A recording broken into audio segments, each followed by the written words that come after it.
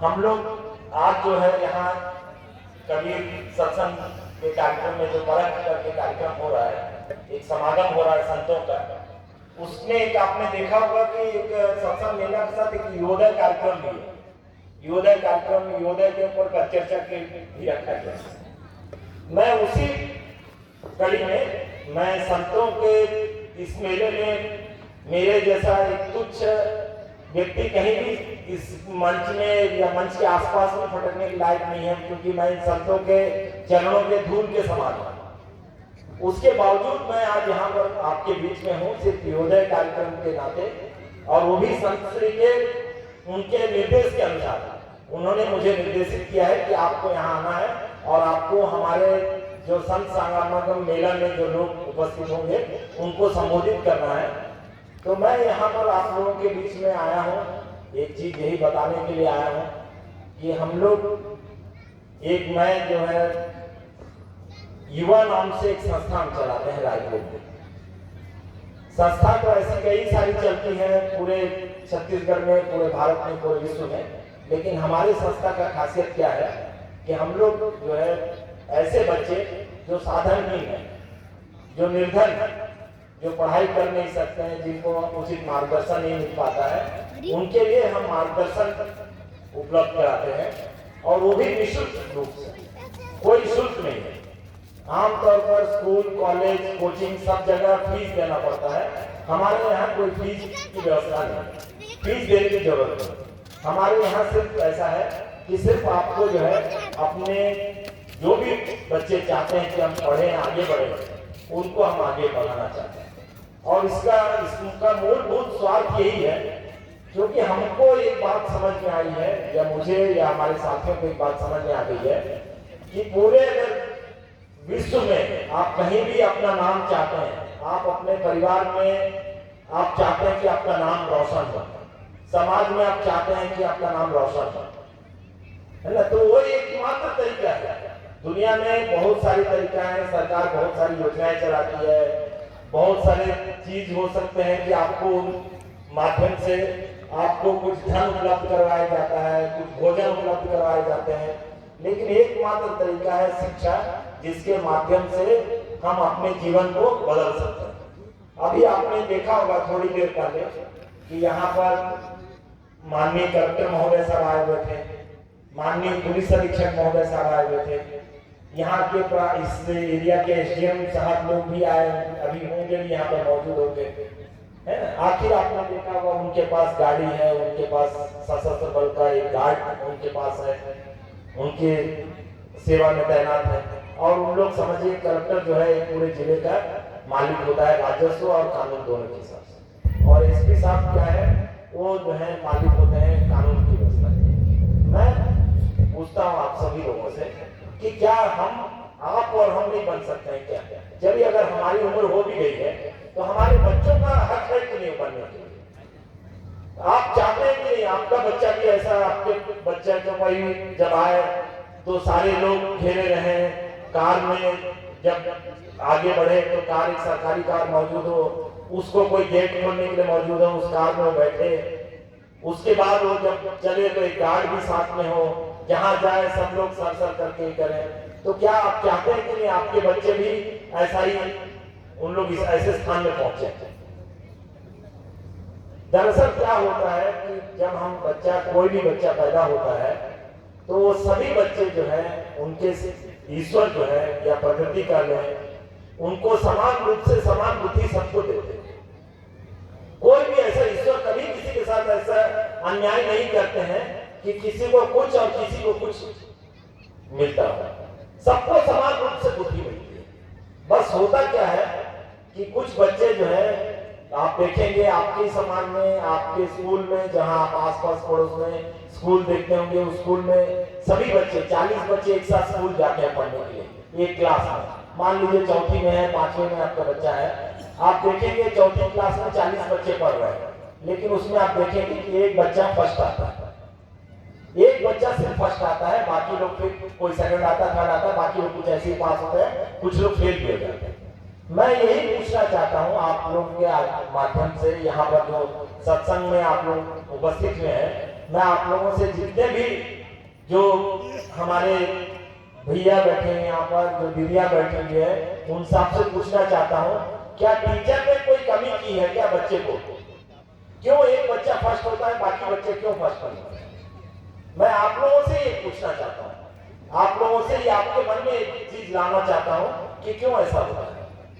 तो आप लोग पाएंगे उसका कारण यह है कि टीचर ने तो अपने हिसाब से पढ़ाया है बच्चे को, सब जो स्कूल में सुविधाएं, मध्याह्न भोजन है, सबको मिला, उस बच्चे को भी मिला। अंतर क्या था?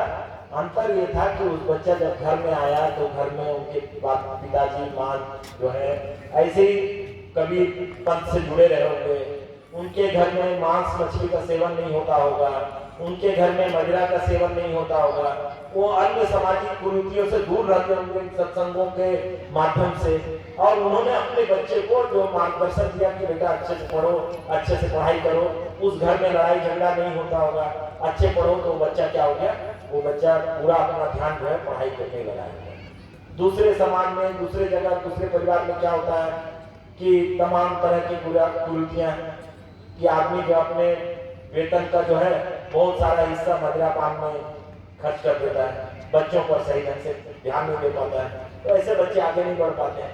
हम क्या सोचते हैं कि नहीं नहीं ये बच्चा जो है बहुत बुद्धिमान था इसलिए आगे बढ़ा, जो कलेक्टर साहब रहे होंगे, जो आए होंगे, हम ये सोचेंगे कि नहीं नहीं तो बहुत बच्चा बुद्धिमान रहा होगा, तो पढ़ गया, हमारा बच्चा या आस पड़ोस का बच्चा उतना नहीं है। लेकिन अब जब नजदीकी से गौर करेंगे, हालांकि बहुत व्यक्तिगत बात है, लेकिन आप जब कलेक्टर साहब से मिले व्यक्तिगत तौर पर, तब या एसपी साहब से तो पूछे, उनको पता चलेगा कि उनके घर में या उनके आसपास में कोई ऐसे गुरुजन रहे होंगे, कोई आसपास में कोई ऐसा बताने वाला रहा होगा जो सही मार्गदर्शन देता रहा होगा, और मार्गदर्शन के पकड़ने से वो अच्छा चला जाता है। आज देखिए, मैं एक छोटा सा आप लोगों को एक उदाहरण देके बात समझाता हूँ। हो सकता है शायद मेरी बातें आप लोगों को बहुत हद तक अभी तक की जो बात बताई है वो बात सही ढंग से, अच्छे ढंग से आप लोग समझ में नहीं आई होगी, फिर भी एक छोटा सा उदाहरण बताता हूँ आप लोगों को। पहले क्या होता था, पहले एक छोटा सा उदाहरण मैं ये दे रहा हूँ। एक व्यक्ति है, उसको मैंने बोला कि भाई एक काम करो, आज मैं सुबह मेरे घर में मेरे को कुछ घर बनाना है, ये आंगन में बड़ा सा पेड़ उग रहा है, इसको मेरे को हटाना है और मेरे को यहाँ पर घर बनाना है, तो मेरे को एक काम करो, तो कब इसको पेड़ को काट देना है। तो पूछेगा साहब कितने दिन में काटना? बोला नहीं यार मेरे को जल्दी कहीं से मैं मिस्त्री वगैरह बुलाया, एक काम करो आज ही काट दो इसको, सुबह से लेकर शाम तक काट दो। कितना लोग? बोले साहब बहुत मेहनत का काम है, मेरे को सुबह से मेहनत करना पड़ेगा काटने का, मैं काटता चला जाऊंगा तो दिन भर खाने को भी मेरे को फुर्सत नहीं मिलेगा, हो सकता है साथ शाम रात देर रात हो जाए, तो मुझे साहब इसके लिए 1000 रुपया लगेगा, तभी काट पाऊंगा, मैं से एक दिन में मेरे से संभव नहीं है काटना करके। मैं बोलूंगा ठीक है चलो एक काम करो, 800 ले लो, 900 ले लो, चलो 1000 ले लो, चलो 1000 रुपया ले लिए, तुम काट दो। अब वो क्या करेगा, सुबह से अब पेड़ को काटना चालू करेगा, कुल्हाड़ी मार रहा है, थक जा रहा है, पसीना पोंछ रहा है, फिर पानी पी रहा है, फिर काट रहा है, मारी काटे जा रहा, पेड़ करते करते करते करते मान लीजिए शाम रात या हो सकता है अगले दिन सुबह वो पेड़ कटा, क्योंकि लगातार मेहनत कर रहा है।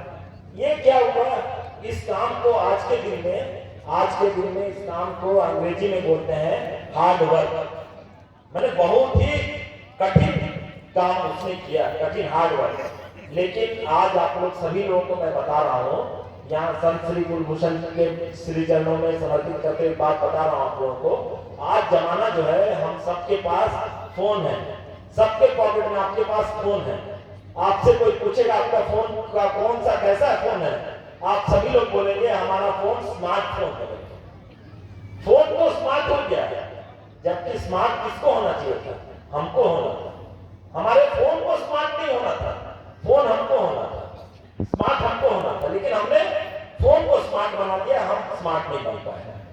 और उसके कारण से क्या हो गया कि हम जो मेहनत जितना करना चाहिए सही ढंग से हमको दिशा में मेहनत नहीं कर पा रहे हैं, ज्यादा मेहनत कर रहे हैं और हमको रिजल्ट जो है, परिणाम उसके अनुरूप नहीं मिल रहा है। तो आज क्या है, आज जो बड़े बड़े विद्वान मैनेजमेंट गुरु वो बोल रहे हैं आज हार्ड वर्क का जमाना नहीं है, आज स्मार्ट वर्क का जमाना है। जो थोड़ी देर पहले मैं बता रहा था बच्चों को मार्गदर्शन के लिए, स्मार्ट तरीके से पढ़ने के लिए, वही सीख लिए एक छोटी सी कहानी है, छोटी सी उदाहरण देकर आपको बात समझाता हूं। आज क्या समय है, आज वही लकड़हारा फिर से आएगा, फिर से मैं बोलूंगा उसको तुम लकड़ी को फिर से पेड़ को काट दो, आज फिर से काटेगा, लेकिन आज उसको सिर्फ 1 घंटे लगेंगे। सिर्फ आज 1 घंटे में पूरा जो सुबह से शाम तक काट रहा था कल, वो उसके आज सिर्फ 1 घंटे लगेंगे, 1 घंटे में वो पेड़ काट देगा। मैं आप लोगों से जानना चाहता हूं, कल जो व्यक्ति पूरे दिन भर लगा उसको पेड़ काटने में, आज 1 घंटे में कैसे काट पाएगा? कोई आप लोग बता सकते हैं क्या कोई कैसे काट पाएगा? जो यहाँ पर हमारी माताएं बहनी बैठी हैं या कोई जो भैया लोग बैठे हुए हैं, हमारे भाई बैठे हैं, कोई बता सकते हैं क्या आज कैसे 1 घंटे में काट लेगा? बोलिए साहब, बोलिए प्लीज बोलिए, या नजदीक आके बोलिए साहब, क्या करेगा साहब? मशीन के द्वारा नहीं, मशीन के द्वारा नहीं करना है, उसको उसी कुल्हाड़ी से काटना है। आज क्या है देखिए, आज जो है ना जमाना यही है, यही चीज मैं जो बताना चाह रहा हूं। आज यहाँ मेरा क्लास यहाँ आने का मतलब, इस आने के मतलब इस सत्संग में इतने प्यारे भजनों के सुमधुर भजनों के बीच में कौवा जैसा आदमी जो है ना कर्कश वाणी से बोल रहा है, तो उसका सिर्फ यही मतलब, यही चीज सिखाना है मेरे को आप लोगों को कि कुल्हाड़ी भी वही है, व्यक्ति भी वही है। कल पूरा दिन लगा, आज उसे 1 घंटा लग रहा है। और क्या है अंतर कैसा है, जो कल हार्ड वर्क कर रहा था आज उसे स्मार्ट वर्क करना है। जो अभी मैं बोल रहा था कि फोन हमारा स्मार्ट हो गया है, हम लोग को होना था स्मार्ट, तो मैं वही आज यहाँ बताने आया हूँ। मैं आप सभी लोगों को वही स्मार्ट करने आया हूँ। आप लोग बनिए, अच्छी बात है, लेकिन कम से कम मैं चाहता हूँ कि अब हमारा जो है ना एक उम्र हो गया है, हम चाहते हैं कि हमारी जो नई पीढ़ी जो आ रही है, हमारे जो कबीरपंथी जितने परिवार हैं, उनके बच्चे आगे आए, वो बच्चे स्मार्ट बने, वो बच्चे आगे आए। कल के दिन जो है ना हम मुख्यमंत्री को बुलाते हैं यहाँ पर कार्यक्रम में, मुख्य अतिथि के रूप में, सांसद महोदय को बुलाते हैं मुख्य अतिथि के रूप में, हम यहाँ कलेक्टर को बुलाते हैं, एसपी साहब को बुलाते हैं। क्या ये अच्छा बेहतर नहीं होगा कि अगर मुख्यमंत्री कल हमारा आए, वो मुख्य अतिथि के तौर पर नहीं, वो अगर कबीरपंथी ही मुख्यमंत्री हमारे बीच में, हमारे परिवार का ही लड़का अगर मुख्यमंत्री के रूप में आए, हमारे परिवार का लड़का अगर सांसद के रूप में आए, हमारे समाज का लड़का अगर मान लीजिए कलेक्टर के रूप में हमारे बीच में मौजूद हो, उस समय समझिए हमारा सीना कितना चौड़ा और कितना बेहतर होगा। आप लोग मानते हो कि इस बात को? तो इसके लिए सिर्फ आपको एक ही काम करना है कि अपने बच्चों को स्मार्ट बनाना है। वो स्मार्ट बनाने का मैं मंत्र आप लोग को दे रहा हूं, जो अभी थोड़ी देर पहले मैंने कुल्हाड़ी वाली बात बताई थी, उसमें मैं उसका उत्तर अब दे रहा हूं। एक साहब ने बताया कि मशीन ला देंगे, मशीन से कर देंगे। मशीन नहीं, आदमी को ही हमको इतना बेहतर बनाना है। देखिए मशीन की तो हम ही बनाते हैं ना, मशीन कोई दूसरा थोड़ी तैयार करता है। चांद पर भी जो हम जा रहे हैं, इंसानी तो लेके जा रहा है। रोबोट जो है, एक आदमी का काम 100 आदमी कर रहा है, रोबोट जो है उसको बनाने वाले भी तो हम इंसानी हैं, कोई और थोड़ी है। मैं यही आप लोगों को बताना चाहता हूँ, वो जो लकड़हारा जो कल 1 दिन लगा था, 1 घंटे में कैसे काटेगा, आज सिखाया जा रहा है उसको कि आप पूरे दिन भर मेहनत करने की जरूरत नहीं। आप कमरे में बैठो, पंखे चला के बैठो, खाना खाओ, सब करो। आप जो है जो 10 घंटे में कल आपने एक पेड़ काटा था, आज आप सिर्फ 9 घंटे अपने कुल्हाड़ी को धार करो।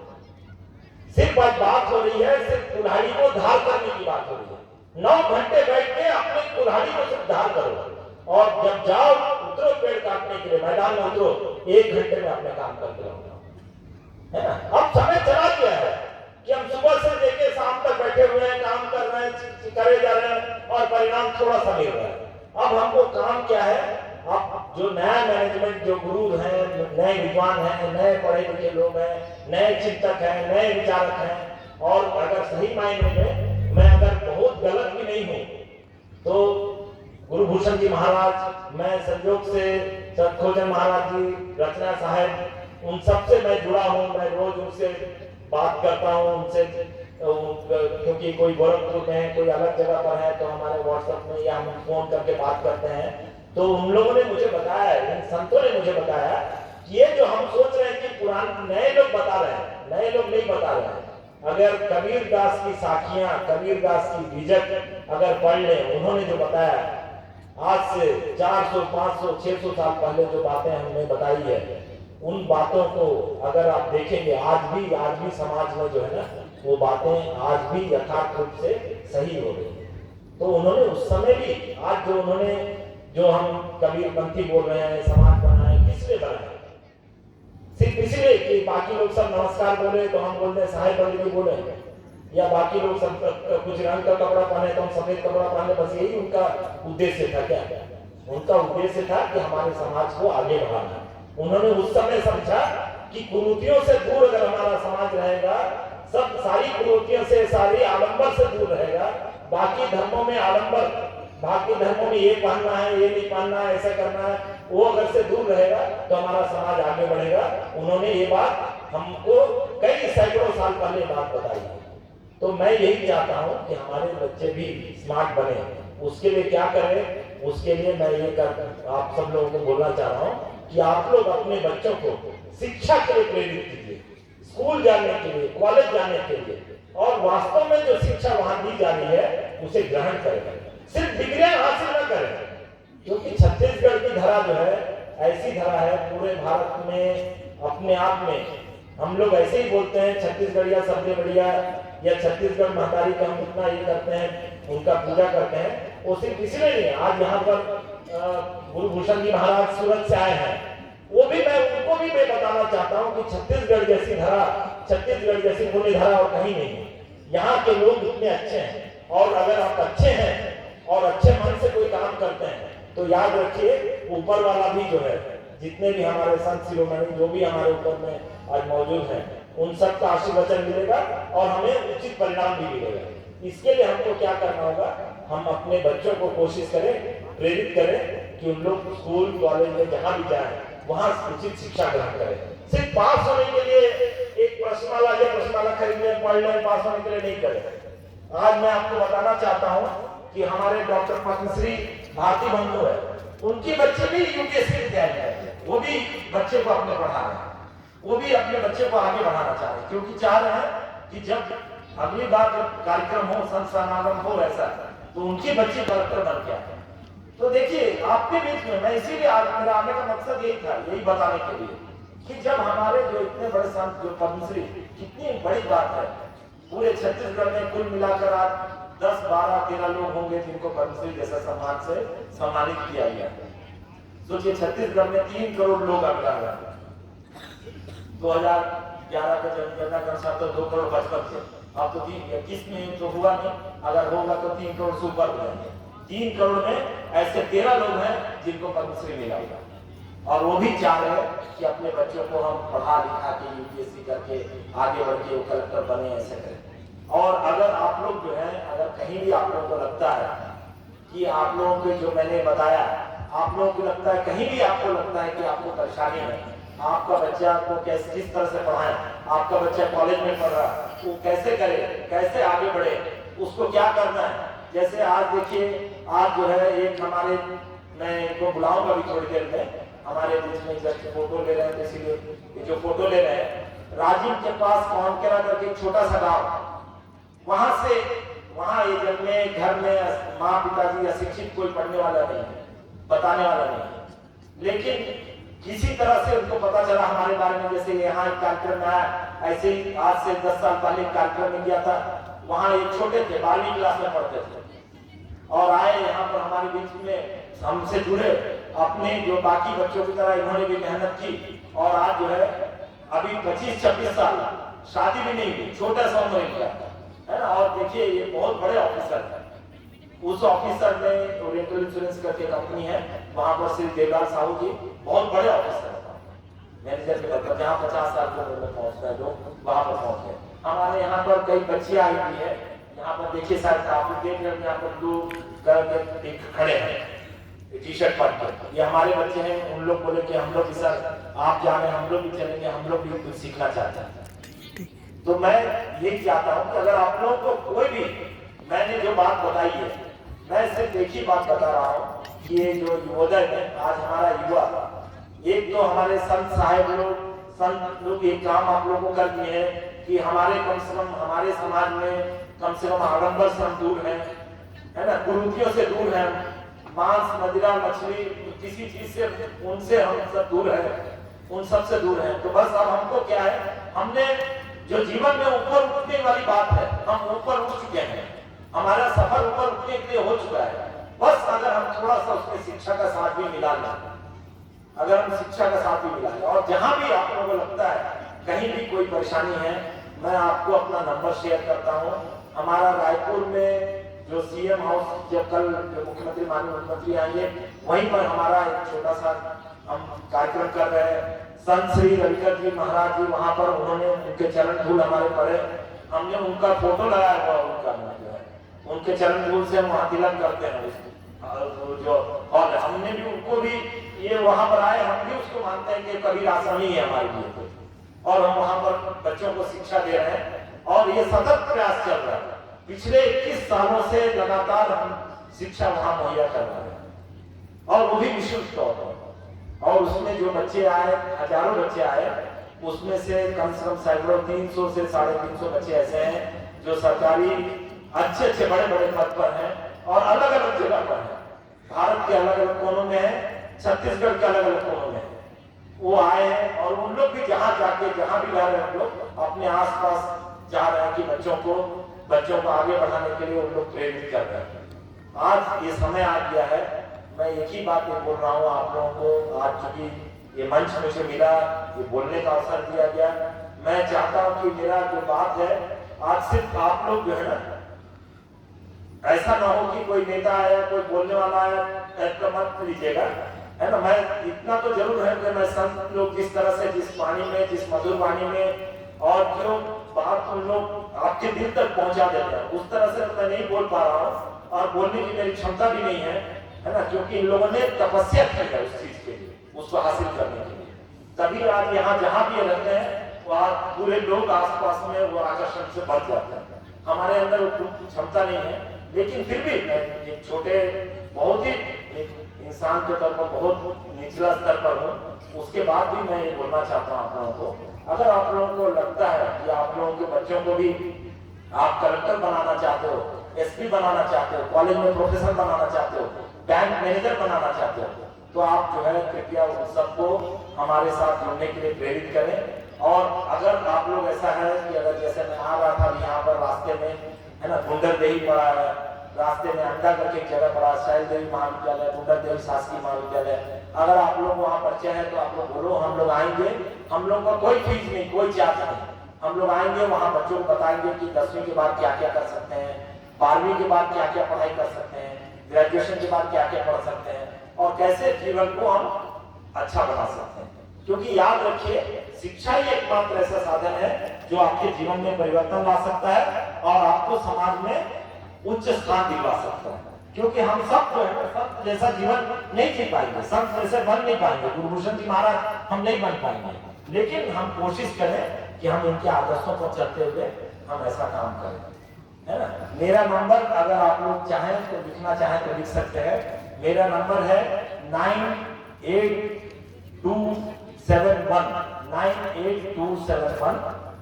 मेरा नंबर फिर से एक बार दोहरा देता हूं, मेरा नंबर है 98271, उसके बाद है 66007, फिर 6 है 6, फिर 3, 98271600763।